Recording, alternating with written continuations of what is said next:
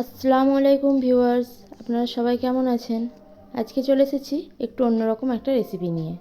ডিম, সুজি আর ময়দার পিঠে। হাজব্যান্ড সন্ধ্যাবেলায় বলল চা দিয়ে খাওয়াবো, কিছু একটা বানাও। তো তাই আমি ডিম, সুজি আর ময়দা দিয়ে এই পিঠেটি বানালাম। এটার কোনো নাম জানতাম না, আমি এই নামটা দিলাম। তো চলুন এবার শুরু করা যাক। প্রথমে আমি এখানে একটা বোল নিয়েছি, তাতে নিয়ে নেব 3 কাপ পরিমাণ ময়দা আর নেব 1 কাপ পরিমাণ সুজি।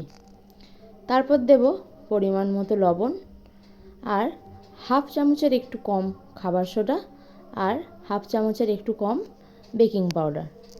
এবার একটা হ্যান্ড হুইস্কি দিয়ে সমস্ত উপকরণ ভালো করে মিশিয়ে নেব। তারপর এখানে দেব আমি 1 কাপ পরিমাণ লিকুইড দুধ আর দিয়ে দেব একটা ডিম। তারপর ডিম আর দুধ দিয়ে ময়দাটা ভালো করে মিশিয়ে নেব। তারপর এখানে আমি মিষ্টির জন্য দেব কিছুটা আখের গুড় আর কিছুটা দিয়ে দেব চিনি। তারপর সমস্ত উপকরণ ভালো করে মিশিয়ে আমি একটা ঢাকা দিয়ে 10 মিনিট রেস্টে রাখবো। 10 মিনিট পর ঢাকা খুলে সমস্ত উপকরণ আর একবার ভালো করে মিশিয়ে নেব। থিকনেসটা ঠিক এই রকম হবে।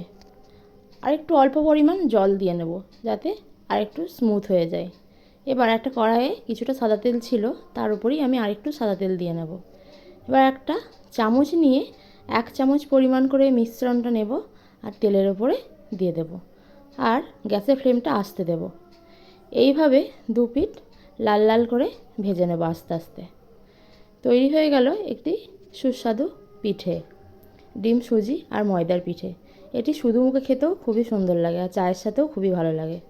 ভিডিওটি যদি ভালো লাগে লাইক করে দেবেন, চ্যানেলটি সাবস্ক্রাইব করে দেবেন আর ভিডিওটি শেয়ার করে দেবেন।